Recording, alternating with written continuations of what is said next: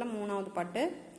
அது சுழற்றி கொடுக்கவே சுத்தி கழியும், கழற்றி மலத்தை கமலத்தை பூரித்து, உழற்றி கொடுக்கும் உபாயம் அறிவார்க்கு, அழற்றி தவிர்ந்துடல் அஞ்சனம் மாமை. இதோட விளக்கம் பார்ப்போம்.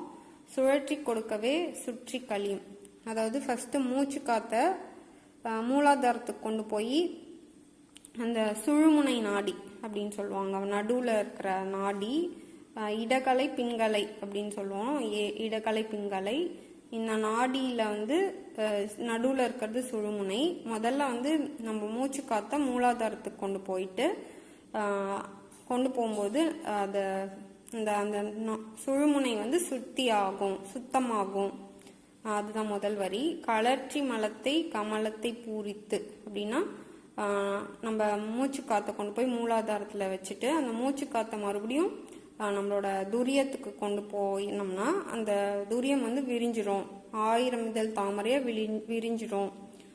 உழற்றி கொடுக்கும் உபாயம் அறிவார்க்கு. அதுக்கப்புறம் மேலே கொண்டு போனதுக்கப்புறம் உடம்பு ஃபுல்லாக எல்லா இடத்துக்கும் பரவ விட்டுற மாதிரி நம்ம காட்சிப்படுத்துவோம். அப்போ எல்லா நாடி வழியாகவும் அந்த சக்தி வந்து எல்லா உடல் ஃபுல்லாக பரவும். இந்த உபாயம் அறிவார்க்கு அழற்றி தவிர்ந்துடல் அஞ்சனம் மாமி.